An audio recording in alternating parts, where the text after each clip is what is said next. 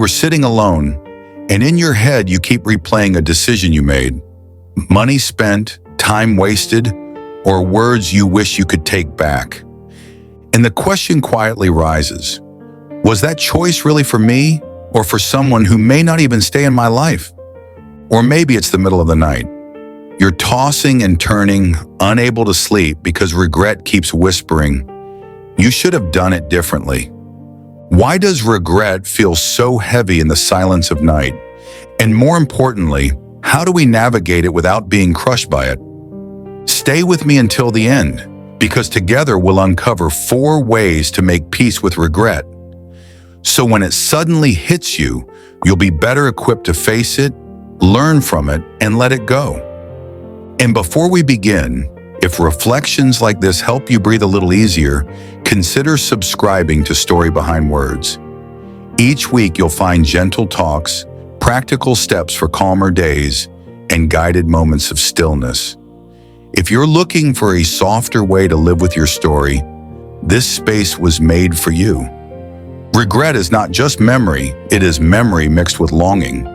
We replay scenes as if turning them over might change them. But regret is not a time machine, it is a teacher. Even those who carried great responsibilities felt its sting. There was once a leader who devoted his life to guiding a wandering people. For 40 years he carried them, defended them, kept them moving forward. Yet one moment of anger cost him the dream he longed to reach. Imagine standing at the edge, able to see the promise, but never to enter it. There was once a ruler, admired and powerful, who let pride steer his decision. The result was devastating, not just for him, but for thousands who trusted him. He later admitted he had acted foolishly, but the damage could not be undone. And there was once a fisherman, bold and loyal, who swore he would never abandon his master. Yet in a moment of fear, he denied even knowing him. When the weight of what he had done struck him, he broke down in tears. Their stories remind us regret is not weakness. It is part of being human. And maybe that's why it feels so heavy, because regret touches not only the past, but also our sense of who we are. And it is often at night, when the world slows down, that this weight presses hardest. Daylight can hide regret under movement. Work, errands, conversations, everything keeps the past at bay. But at night, when everything falls still, silence becomes a mirror. And in that mirror, we see ourselves more clearly. It is in those hours that loneliness often walks in beside regret. The room feels heavier, the heart feels smaller, and we wonder if anyone truly understands. But what if regret comes at night not to punish us, but to invite us to listen, not to drown us, but to teach us? When regret and loneliness sit on the heart, the soul longs for release. One way forward is to pour those feelings out, not bottle them in. Think of how the wildflowers grow, fragile yet cared for, or how the birds are fed each morning without worry. If there is a hand that tends to such details, can it not also hold us? Whispering our pain, our shame, our longing into that greater presence is not weakness, it is honesty. And honesty is where healing begins. But honesty alone is not enough. To truly make peace with the past, we need more than release, we need a way to live differently. And that begins with small, steady steps. Let me share with you 4 simple steps that can turn regret into a teacher instead of a tormentor. The first is to face it with honesty. Do not run. Regret grows heavier when it is hidden. Call it what it is. Like the ruler who confessed his foolishness, honesty is the doorway to freedom. Here's how. Write it down in one sentence, without excuses, without blame. Say it out loud if you need to. Perfectionism hates this step because it whispers, you must hide your flaws. But honesty silences that lie. Think of it like cleaning a wound. It stings at first, but it prevents infection. Pretending the wound isn't there only makes it worse.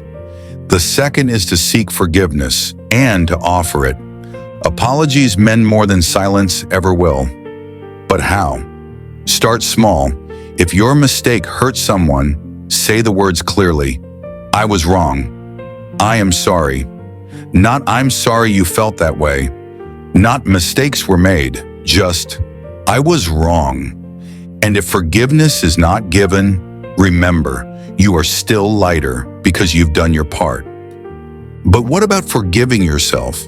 That is harder, especially if you are a perfectionist. Perfectionism demands endless punishment. But life is not meant to be a courtroom. Think of your mistakes like dents in a car. A dent doesn't mean the car is useless. It still drives, still carries, still moves forward. Forgiveness is accepting the dent without scrapping the whole vehicle. The third is to learn, then let go. Hold on to the lesson, not the wound. Regret that teaches is valuable. Regret that chains is not. Here's how. Write down what the mistake taught you. On one side of a page. On the other, write down the phrases that torment you at night. I failed. I'm worthless. I ruined everything. Then cross out the second list. Keep the lesson. Release the weight. Perfectionism clings to the wound, saying, if I punish myself long enough, I'll make it right. But that is like carrying bricks in a backpack. You only break your own back. Wisdom says, carry only the tools you need, not the rubble of the past. The fourth is to choose today's integrity. The surest way to ease tomorrow's regrets is to live clearly today. How? Each morning, pick one action, just one, that aligns with the person you want to become. A message you need to send, a truth you need to speak, a kindness you need to show. Do it today. Think of it like planting a seed. Yesterday's soil cannot be changed, but today you can plant something new, and years from now you will sit in the shade of what you chose to plant. Perfectionism insists you must fix everything at once, but no forest grows in a day. Integrity grows one seed at a time. And yet, even with honesty, forgiveness, and lessons learned, there is often one companion that lingers. Loneliness. Loneliness is regret's closest companion. The night magnifies it, but loneliness too can be a teacher. It reminds us that we are made for connection, for words spoken honestly, for bonds of trust, for being known. If you feel alone in your regret, remember this. You are not the first to carry such weight. Many before you, leaders, kings, fishermen, and ordinary souls, have walked the same path. And they discovered something remarkable. Tears do not end a story. They can mark the beginning of a new one.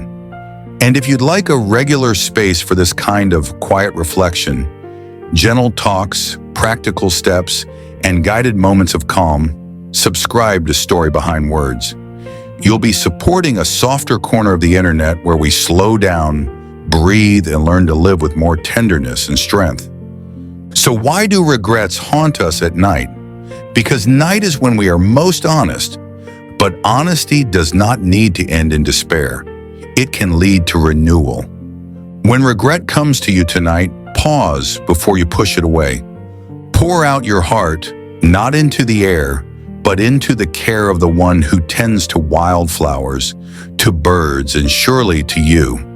Then release it, learn what it came to teach, and let hope breathe again. The past may shape you, but it does not define you.